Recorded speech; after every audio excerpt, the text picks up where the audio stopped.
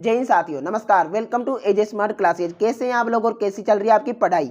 तो साथियों, आज हम बात करेंगे माध्यमिक परीक्षा कक्षा 10 सामाजिक विज्ञान यानी राजस्थान बोर्ड की परीक्षा की साथियों, जो आपका 25 मार्च 2022 को पेपर होने वाला है सामाजिक विज्ञान का। और आपने इसकी अच्छे तरीके से तैयारी भी कर ली होगी। इसी तैयारी को और अच्छा करने के लिए मैं आपके लिए लेके आया हूँ माध्यमिक परीक्षा कक्षा 10 के सामाजिक विज्ञान का पेपर। हाँ साथियों, मोस्ट इंपोर्टेंट वायरल पेपर आज मैं आपको कराने जाऊंगा इस वीडियो में। आपको पूरा वीडियो लास्ट तक देखना है, एक भी क्वेश्चन नहीं छोड़ना है। एक एक सेकंड आपके लिए काफी ज्यादा इंपॉर्टेंट है। अगर आपको चाहिए बोर्ड परीक्षा में 80 में से 80 नंबर, क्या साथियों 80 में से 80 नंबर, और 20 आपके शतरंग होते हैं जो विद्यालय द्वारा भेजे जाते हैं, तो आपको 100 नंबर मिलेंगे साथियों। बस आपको इसके लिए क्या करना है, वीडियो लास्ट तक देखनी है, ध्यान से देखनी है, एक एक क्वेश्चन को समझना है और चैनल को सब्सक्राइब करके बेल आइकन को प्रेस कर लेना है, क्योंकि ये तो सामाजिक विज्ञान के पेपर की बात रही।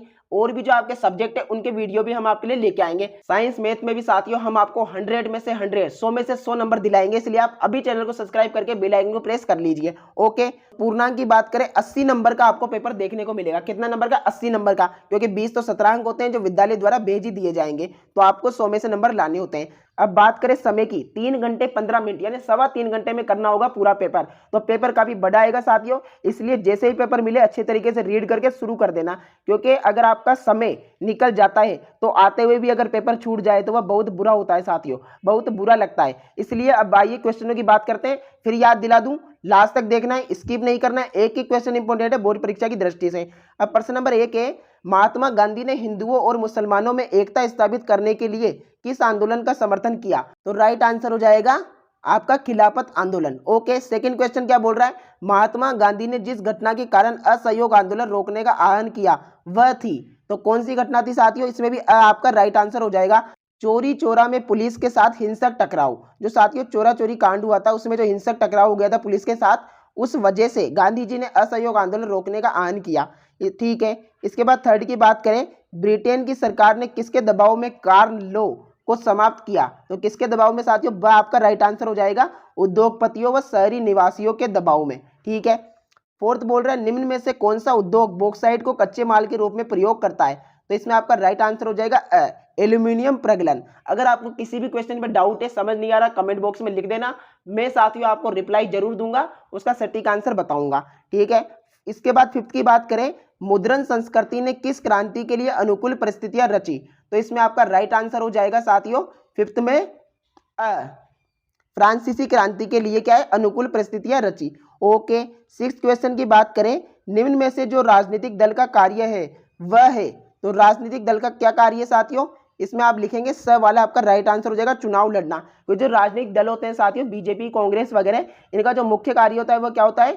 चुनाव लड़ना। ओके, सेवंथ क्वेश्चन क्या बोल रहा है, लोकतंत्र की विभिन्न चुनौतियों के बारे में सभी सुझाव या प्रस्ताव कहे जाते हैं किसके द्वारा? सामाजिक सुधार। ओके, इसके बाद इसका जो पॉइंट आता है एट्थ, वह बोल रहा है वर्ष 2019 में देश में राष्ट्रीय दलों की संख्या। तो वर्ष 2019 में राष्ट्रीय दलों की संख्या कितनी थी? आपका राइट आंसर हो जाएगा 7 थी। वेरी इंपॉर्टेंट क्वेश्चन है साथियों, सीधा बोर्ड परीक्षा मिलेगा, इसलिए ध्यान से देख ले। नाइन्थ क्वेश्चन है, भारत में किस दशक में व्यवस्थित रूप से उपभोक्ता आंदोलन का उदय हुआ? तो किसमें हुआ था साथियों? 1960 के दशक में। किसमें हुआ था? 1960 का जो दशक था साथियों, पीरियड टाइम, उसमें हुआ था। 10 की बात करें, ऋण के औपचारिक स्रोतों में शामिल नहीं है। तो ऋण के औपचारिक स्रोतों में क्या शामिल नहीं है? इसमें आपका राइट आंसर हो जाएगा जमींदार। कौन शामिल नहीं है साथियों? जमींदार। ओके, बहुत ही सरल से क्वेश्चन है, बस आपको एक बार इनकी प्रैक्टिस करनी होगी। अभी वीडियो ध्यान से देखेंगे तो अभी के भी याद हो जाएगी। नाइन्थ बोल रहा है, निम्न में से कौन सा उद्योग चूना पत्थर को कच्चे माल के रूप में प्रयुक्त करता है? तो इसमें आप लिख देंगे स वाला, राइट हो जाएगा सीमेंट वाला। ठीक है।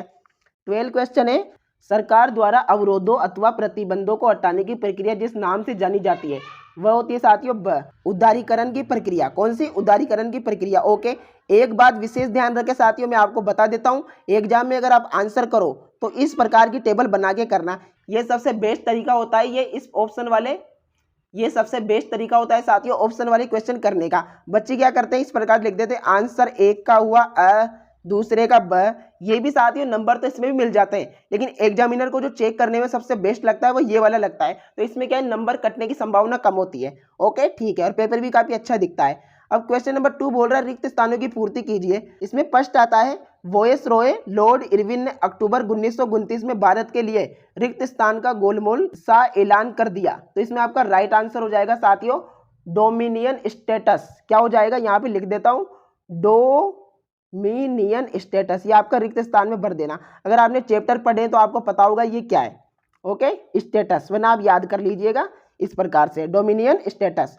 ठीक है, इसका सेकंड क्वेश्चन है, वह बोल रहा है द्वितीय विश्व युद्ध मित्र राष्ट्रों और रिक्त स्थान शक्तियों के बीच लड़ा गया। तो इसमें आपका राइट आंसर हो जाएगा धुरी। क्या हो जाएगा, धुरी। ओके, थर्ड बोल रहा है सिर्फ रिक्त स्थान पहचान कर आधारित राजनीति लोकतंत्र के लिए शुभ नहीं होती। तो इसमें आपका हो जाएगा जातिगत। क्या साथियों, जातिगत पहचान। ठीक है, ओके। फोर्थ बोल रहा है रिक्त स्थान में गिरावट के परिणाम राष्ट्रीय और राज्य सीमाओं का ख्याल नहीं रखते। तो इसमें आपका राइट आंसर हो जाएगा पर्यावरण।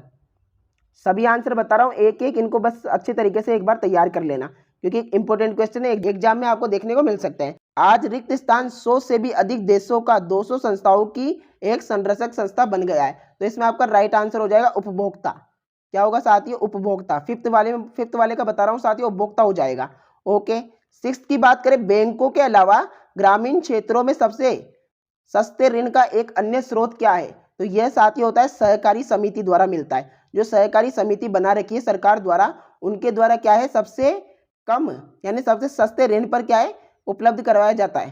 ठीक है, इसके बाद बात करें थर्ड की, अति लघुरात्मक प्रश्न दिए गए जिनका उत्तर हमें या तो एक शब्द में या एक पंक्ति में देना है।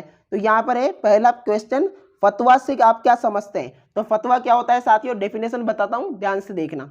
अनिश्चित या असमंजस की स्थिति में मुफ्ती के द्वारा की जाने वाली वैधानिक घोषणा इस्लाम में फतवा कहा जाता है। किसमें कहा जाता है, इस्लाम में फतवा कहा जाता है। ओके, सेकंड की बात करें, रेशम मार्ग से क्या अभिप्राय है। तो आप इसमें लिख देंगे आधुनिक काल से पहले जिन मार्गों से चीनी रेशम पश्चिम के देशों में भेजा जाता था वह रेशम मार्ग कहलाते थे। क्या साथियों, जो आधुनिक काल से पहले जिन मार्गों से जो चीनी रेशम पश्चिमी के देशों में भेजा जाता था वह क्या कहलाता था, रेशम मार्ग। बहुत ही सिंपल सा है, इंपॉर्टेंट क्वेश्चन है, इसलिए इसे अच्छी तरीके से तैयार कर लेना। इसके बाद थर्ड है, मुंबई के उन दो उद्योगपतियों के नाम लिखिए जिन्होंने 19वीं सदी में विशाल औद्योगिक साम्राज्य स्थापित किया। तो साथ ही मैं नाम बता देता हूं, एक तो हो जाएगा दिनशा पेटिट। क्या हो जाएगा, दिनशा पेटिट। और एक हो जाएगा जमशेदजी नुसरवानजी टाटा। ओके, ठीक है। फोर्थ है, भूदान से क्या अभिप्राय है। तो भूदान क्या होता है साथियों, इसमें आप लिखेंगे भूमिहीन गरीब किसानों के लिए भूमि दान में देना भूदान कहलाता है। भूमिहीन किसानों को के लिए भूमि दान में देना भूदान कहलाता है। ओके, फिफ्थ पॉइंट बोल रहा है भारत में अलवणीय जल के दो स्रोत कौन कौन से। तो एक तो साथी हो जाएगा इसमें सतही अपवाह, दूसरा हो जाएगा भौम जल स्रोत। कौन कौन से, सतही अपवाह और भौम जल स्रोत। ओके, अगर आपको मेरे बताने का तरीका थोड़ा फास्ट लग रहा हो तो आप वो भी कमेंट बॉक्स में बता सकते हैं। प्रधानमंत्री ग्रामीण सड़क परियोजना क्या है। तो आप इसमें लिख देंगे प्रधानमंत्री ग्रामीण सड़क परियोजना ग्रामीण सड़कों के विकास की एक योजना है। क्या है, सड़क परियोजना ग्रामीण सड़कों के विकास की एक योजना है। ओके, सेवंथ है, किस देश में आय की असमानता सबसे कम है। तो देश का नाम साथियों है हंगरी। क्या है, हंगरी। जो हंगरी देश है साथियों, वहां पर आय की असमानता सबसे कम है।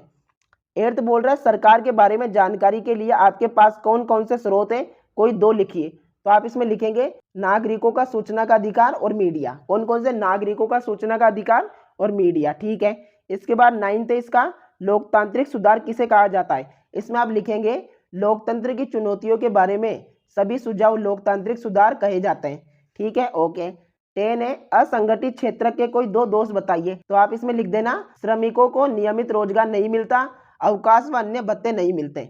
ठीक है, इसमें 11 आता है साथियों, वर्तमान में जीडीपी में योगदान की दृष्टि से भारत में किस क्षेत्र की भूमिका महत्वपूर्ण है। तो जो साथियों आपका तृतीय यानी थर्ड क्षेत्र के उसकी भूमिका। ठीक है, तृतीय क्षेत्र लिख देना। 12 है, शिशु मृत्यु दर का अभिप्राय है। तो इसमें आप लिख देना शिशु मृत्यु दर किसी वर्ष में पैदा हुए प्रति 1000 जीवित बच्चों में से 1 वर्ष की आयु में पहले मर जाने वाले बच्चों का अनुपात दिखाती है। एक दो बार पढ़े, बहुत ही सिंपल है। ठीक है साथियों, अब आप इसमें जैसे ही नीचे आएंगे, पूरा पेपर के नीचे आ जाना है आपको। नीचे आने के बाद जो आपको लास्ट क्वेश्चन मिलेगा साथियों, वह मिलेगा नक्शे का यानी मैप का, जिसमें आपको मानचित्र भरना होगा। और मानचित्र साथियों बहुत ही सिंपल आएगा, आप कोशिश करना यानी कि 1 से लेके आपको 23% बोर्ड परीक्षा के पेपर में देखने को मिलेंगे। मैंने काफ़ी करवा दिए साथियों। अगर आप इस पेपर की प्रैक्टिस करना चाहते हैं तो अभी डिस्कशन ओपन करें, वहाँ पर आपको व्हाट्सएप ग्रुप की लिंक मिलेगी। व्हाट्सएप ग्रुप में ज्वाइन हो जाइए साथियों। आपको मेरे द्वारा सभी विषयों के पेपर व्हाट्सएप ग्रुप में दे दिए जाएंगे और भी आपकी पढ़ाई से संबंधित वहाँ पर आपको सामग्री उपलब्ध करवा दी जाएगी। धन्यवाद। जय हिंद, जय भारत। अभी चैनल को आप सब्सक्राइब करके बेल आइकन को प्रेस कर लीजिए ताकि आपको जो अन्य वीडियो आने वाले हैं वो भी समय पर मिल सके। धन्यवाद। जय हिंद, जय भारत।